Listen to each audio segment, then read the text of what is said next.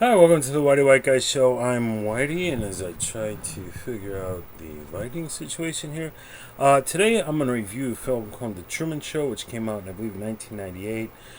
It's directed by an excellent director named Andrew Nicole. Somehow I thought this was a Peter Weir film, and I got that wrong.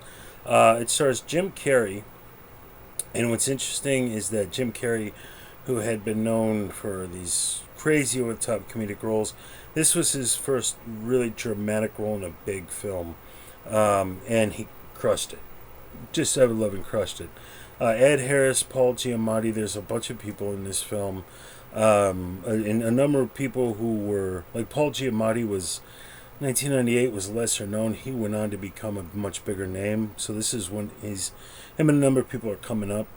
And the premise here is that there's a guy named Truman, played by Jim Carrey, and he is unknowingly a participant in a TV show where, I don't know, they took a massive, like, built a whole dome, a whole structure with cameras and technology that controls the day and the weather, all indoors.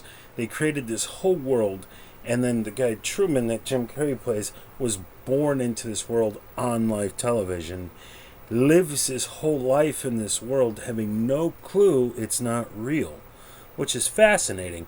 And so, excuse me, as the film starts out, he first act, of course, he's doing what he do. He's going about his normal day, and you establish Jim Carrey.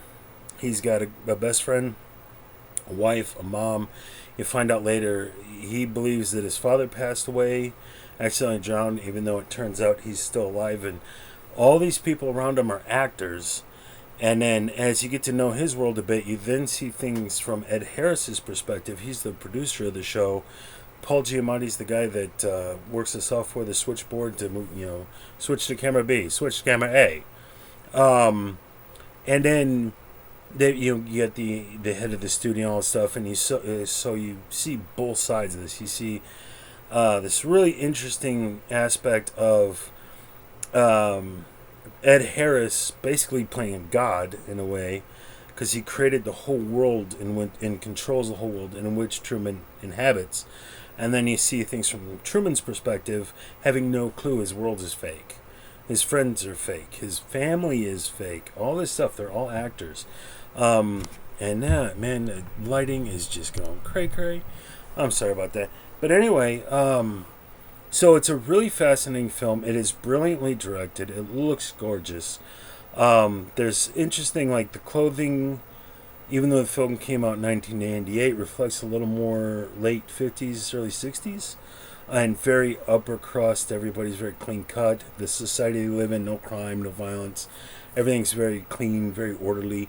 And then you cut from there, which again feels a little more like Happy Days or something, like a sitcom, to people watching the show in current year 1998, more grudgy, more broken down normal society, and all the different you see all the different people sitting there watching the TV, watching what happens, and it becomes like this cult kind of thing where people will sit there and watch this guy live his life and not live theirs. But then there's one piece of dialogue where like people will leave the TV on with Truman sleeping because it helps them sleep. This weird.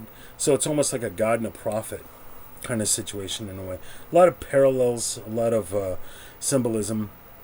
But again, Andrew Nicole brilliantly directed this thing. I'm pretty sure it was Andrew frickin' Nicole, because I just finished watching a moment ago, and that's what the credits said. But my brain is like, "Fuck you, dude! It's Peter Weir." So what did I do with any of my tech? I'll look that up for a second.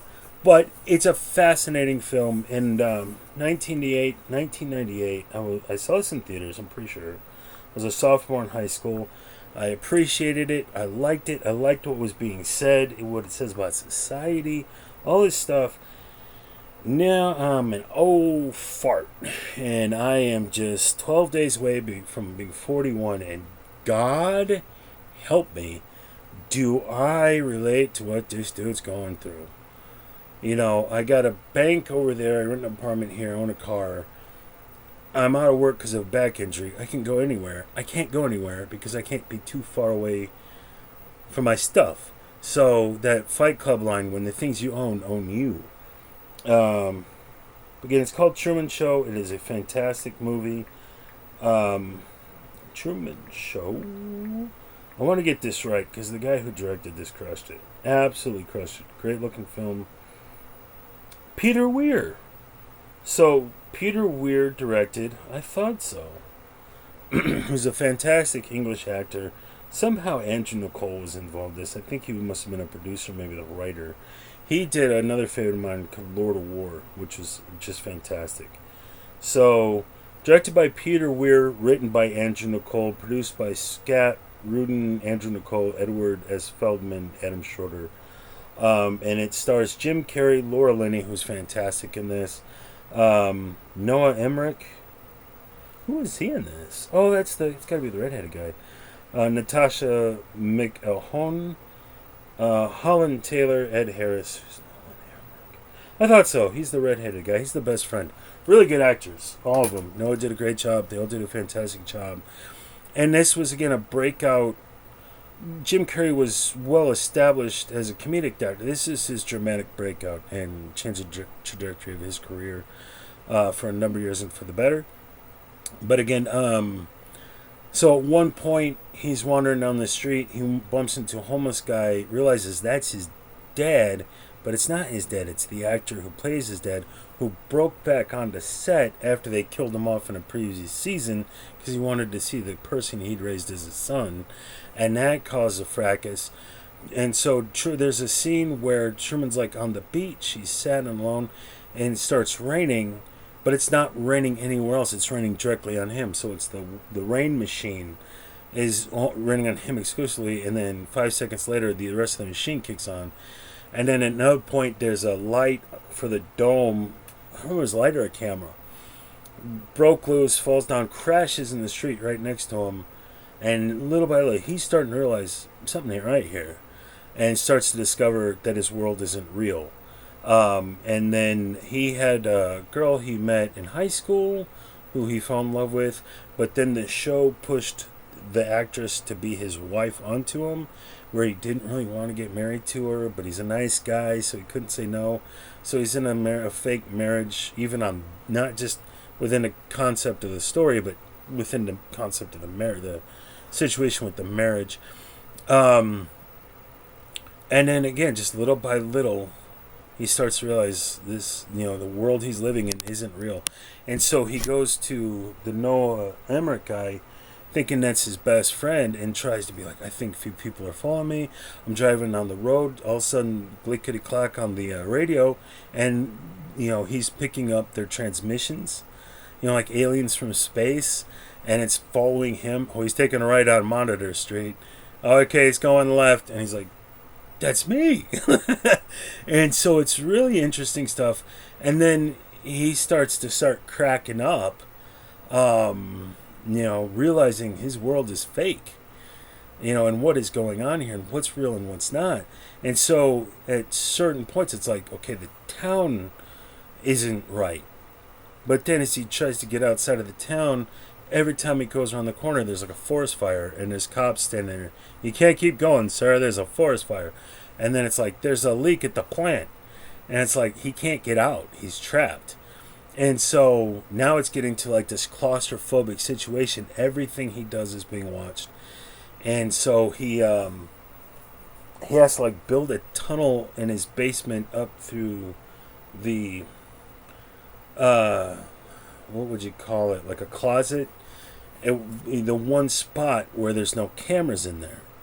And so he's able to like outflank them. And so in the middle of the night where the people in the studio effectively who are watching all the cameras and all the angles are half staff and half asleep, he's able to slip away. And he gets on a boat and tries to get out of there, only to run into the wall, which is the edge of the facility, which is massive. And he's like, it's all fake. And your heart bleeds for this guy. It's like, as he goes deeper and deeper and deeper trying to get away, it's all fake. Nothing's real. And so it's an absolute trip of a film on a number of different levels. I'd recommend this to anybody. There's no harsh language, gratuity, violence. There's very. It's not even fisticuffs. It's like people chasing people, violence ish, kind of. Very clean cut film. So, anybody 7, 8 years old and up could watch this, so the kids wouldn't have the patience. But if you're in high school, older, check this out. If you haven't seen the Truman Show, it's been a long minute now. And so in the 90s, everybody had heard of the Truman Show, Saving Private Ryan. But 20 something years later, 25 years, oh my gosh. How old am I going to get? 25 years later, I'm sure not everybody's heard of this, but it's a well-regarded film. I don't have a clue what it did in box office, but it doesn't matter because I like it. So check out The Truman Show with Jim Carrey, Ed Harris, Paul Giamatti is a fantastic cast. Peter Weir is spot on the money with his direction in terms of like camera angle choices and close-ups and push-ins and exactly when to do what, and structure, pacing, tone. This is an A+ across the board film. The score, there's nothing really jumps out at you about the score, but it's effective for the moment and effective for setting the tone. When he's out in the harbor in a boat trying to escape, you're like, holding on. Come on, you can do it. Get him, Truman, get him. You can make it. So, and the score was a big part of that feeling that you get. So, way to be there. So, The Truman Show, check it out. It's a good film. If you have not seen, you're missing out. White Guy Show, I'm in my own little fake world. I believe nobody anymore. I don't even think the dogs are real. So I'll see you guys on the next one, and like, subscribe, all that stuff. Cheers.